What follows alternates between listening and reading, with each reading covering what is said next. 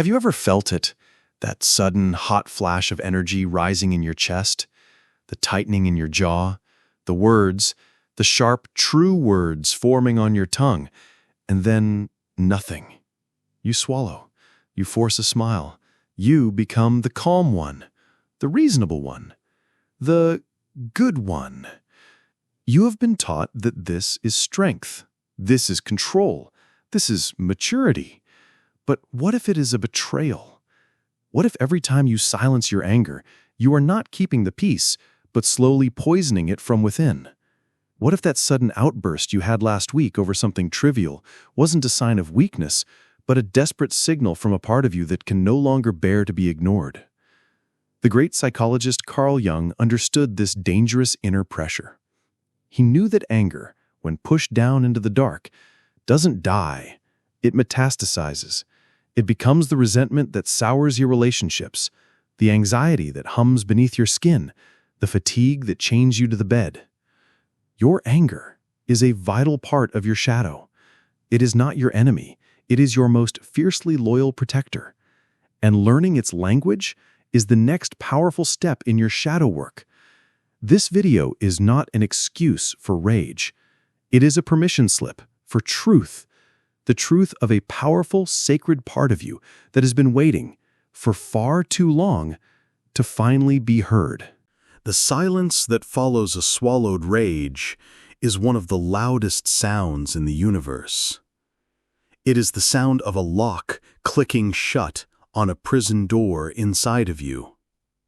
With each suppressed no, with each ignored frustration, you are not making the anger go away.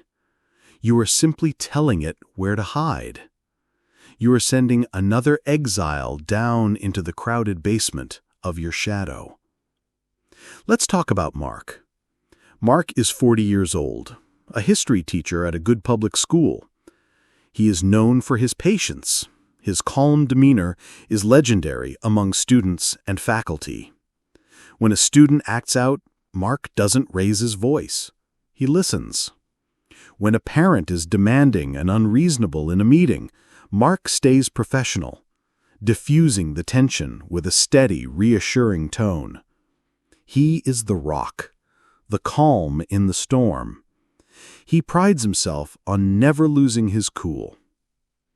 Last Tuesday, a parent sent him a long, accusatory email blaming him for their son's poor grades, filled with personal insults and unfair criticism. Mark felt that familiar heat rise in his chest. He felt the urge to defend himself, to point out the blatant inaccuracies, but he didn't. He took a deep breath, composed a polite, professional response, and hit send. He locked the door on his anger. He kept the peace.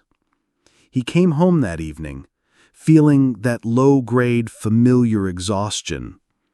His daughter, who is 7, was running through the living room and accidentally knocked over a glass of water on the coffee table. It wasn't a big deal, just water. But in that instant, something inside Mark snapped. He didn't just get annoyed. He roared.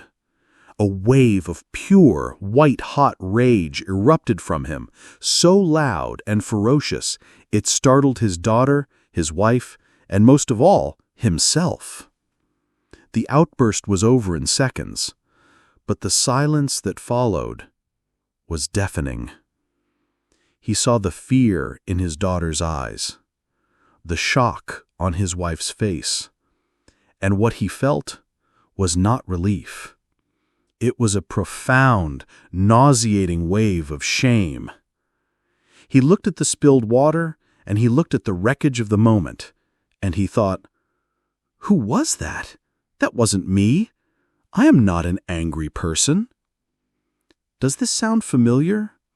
That terrifying moment when a monster you didn't even know you owned breaks out of its cage over something small? This is where the wisdom of Carl Jung becomes a lifeline. Jung had a term for this phenomenon. He called it enantiodromia. It's a complex word for a simple, powerful principle of the psyche. Anything that is pushed too far in one direction will inevitably flip into its opposite. Like a pendulum swung too high to the right, it must, by the law of physics, swing back with equal force to the left. Your psyche operates under the same law. For years, Mark has been swinging the pendulum of his emotional expression to one extreme, the extreme of calm, of patience, of professionalism, of peace. Every time he swallowed his frustration, every time he suppressed his irritation, every time he ignored a boundary being crossed, he was not destroying the energy of anger. He was storing it. He was adding more and more pressure to a container that was never meant to hold that much pressure. The parent's email was not the cause of his outburst. It was simply the last bit of pressure added to the pot. The spilled glass of water was not the trigger. It was just the tiny vibration that caused the overpressurized container to explode. The anger that came out of him was not about the water. It was the collective, accumulated rage from every slight, every injustice, every moment of self-betrayal he had suppressed for years. It was the voice of his shadow, no longer whispering, but screaming to be heard. The shame he feels now is the prison guard rushing to lock the monster back in its cell.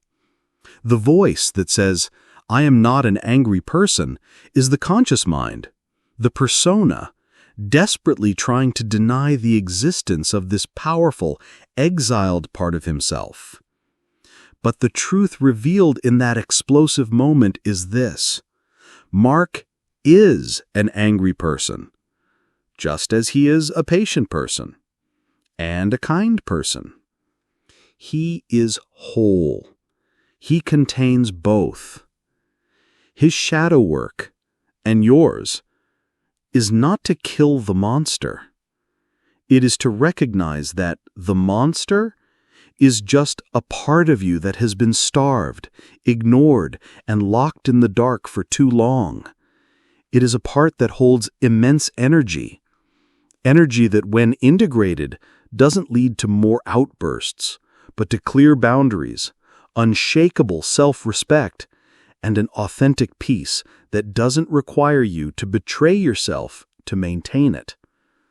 The first step is to stop calling it a monster and start by calling it its true name: anger. To call it by its name is the first step, but to understand its purpose, that is where the real transformation begins. The shame you feel after an outburst is not about the anger itself. It is about the story you have been told about your anger. You were taught that anger is destructive, that it is ugly, that it is the opposite of love. And so you have spent a lifetime treating this vital part of your own life force as an enemy to be conquered. But let's propose a radical new story.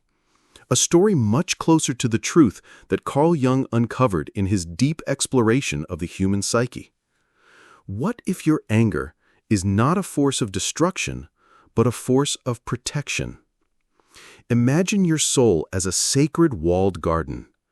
Inside this garden are your most precious things: your values, your needs, your time, your energy, your self-respect.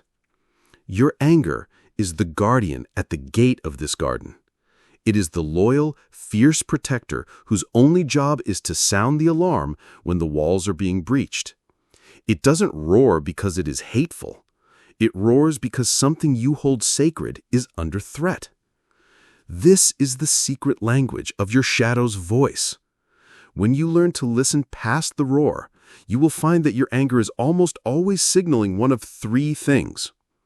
First, your anger is a signal that a boundary has been violated. Think of Mark, the teacher. The parent's accusatory email was a massive breach of his professional and personal boundaries. It was disrespectful and unfair. His conscious mind, his persona, chose to ignore the breach to keep the peace. But his guardian, his anger, saw the invasion. It took note. It stored the energy of that violation.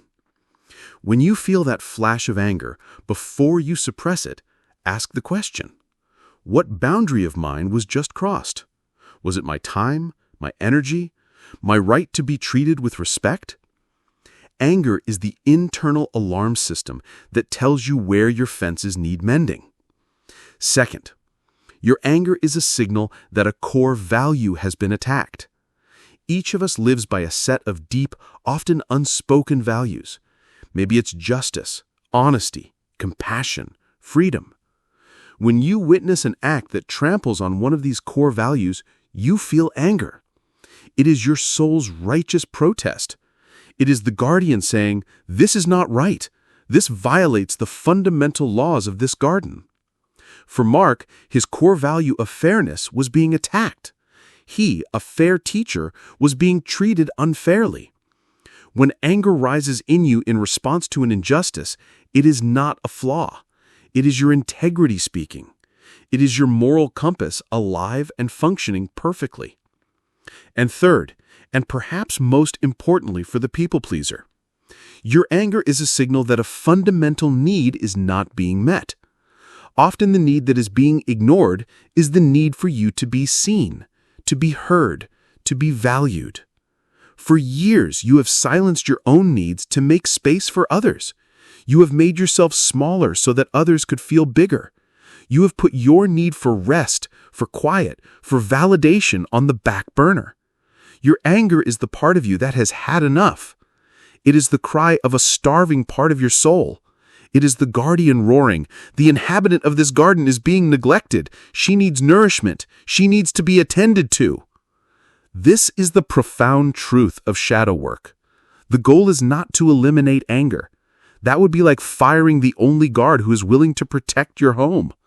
The goal is to befriend the guard, to learn its signals, to get on the same team. When the alarm sounds, you no longer have to panic and shut it off. Instead, you can pause. You can turn inward and ask, with compassion, okay, guardian, I hear you. What do you see? What boundary was crossed? What value was attacked? What need is crying out for my attention? When you begin to do this, a miracle happens. The need to explode diminishes because the message is being received. The pressure inside the container is being gently released, not through an uncontrolled outburst, but through conscious awareness. You no longer have to roar to be heard by others because you were finally listening to yourself. This is the path from being a victim of your anger to becoming a partner with it. It is the journey of reclaiming a powerful, essential part of your own life force. You are not learning to be less angry. You are learning to be more precise. You are learning to use the immense energy of this guardian, not to burn the world down, but to illuminate the truth of what you need, what you value, and where your sacred ground begins and ends. To understand your anger intellectually is one thing. To feel its wisdom in your body is another. The fear of anger is often the fear of its overwhelming power. We're afraid that if we touch it, even for a second, it will consume us. So we will not try to wrestle with it. We will not try to control it. We will simply listen from a safe distance. I am going to guide you through a very simple 2-minute shadow work meditation. You can do this right now, or you can bookmark this part of the video and come back to it later when you feel that familiar heat rising. Find a place where you can be undisturbed for just a couple of minutes. You can sit or lie down. Just be comfortable. Now, I invite you to gently close your eyes. Take a slow, deep breath in through your nose and a long, slow sigh out through your mouth, letting go of any tension in your shoulders, in your jaw. Do that one more time. A deep breath in and a full, complete sigh out, letting your body feel heavy and supported. Now, I want you to bring to mind a recent time you felt a flash of anger, or even just irritation that you quickly suppressed. Don't choose a moment of intense trauma, just a small, everyday slight. Maybe a comment someone made, a moment you felt unseen or disrespected. Just gently hold that memory in your mind. And as you hold it, I want you to scan your body. Where does this anger live inside you? Don't judge it, just notice. Is it a heat in your chest? A tightness in your throat? A buzzing energy in your hands? A knot in your stomach? There's no right or wrong answer, just locate it. Acknowledge its physical presence. This is the first step. You are giving it your attention. Now, I want you to imagine that you can breathe directly into that physical sensation. Imagine your breath is a soft, warm, compassionate light. With each inhale, you are sending this light towards the tightness, towards the heat. You are not trying to make it go away. You are simply saying, with your breath, I see you. You are allowed to be here. Breathe into it. And breathe out, releasing any judgment you might have about this feeling. Just letting it be. Now, for the most important step, keeping your attention on that sensation in your body, I want you to ask it a silent, gentle question. Not with your analytical mind, but with your heart. Ask it, what are you trying to protect for me? Don't search for an answer. Don't force it. Just ask the question and listen. Listen to the very first thing that comes. It might be a single word, like respect, or truth, or peace. It might be an image, or just a subtle shift in the feeling itself. Whatever comes or doesn't come is perfect. Just stay with the question for a moment. What are you trying to protect for me? Now, no matter what the answer was, I want you to offer that sensation a single silent word of gratitude. Just a simple, thank you. Thank you for trying to protect me. Thank you for showing up. Thank you for holding this energy for me for so long. You are not thanking the behavior of an outburst. You are honoring the sacred intention of the guardian. You are beginning to make peace with this powerful part of yourself. Now, take one final deep breath in, and as you exhale, let the memory go. Let the sensation go. Just return your awareness to the feeling of your body in the chair, the air on your skin. And when you are ready, you can gently open your eyes. What you have just done is profound. You have begun the process of shadow work in its most practical form. You have moved from being afraid of your anger to being curious about it. You have shifted from suppressing it to communicating with it. This is not a one-time fix. This is a practice, a new way of relating to yourself. The more you practice this simple meditation, the more you will build a bridge of trust between your conscious mind and your shadow. The alarms will become less jarring. The roar will become a whisper. And that whisper will become your wisdom. It will become the clear, unshakable voice that knows when to say no, so that your yes can finally be free. If you took those 2 minutes, if you dared to sit with that feeling even for a moment, then you have done something revolutionary. You have challenged a lifetime of conditioning.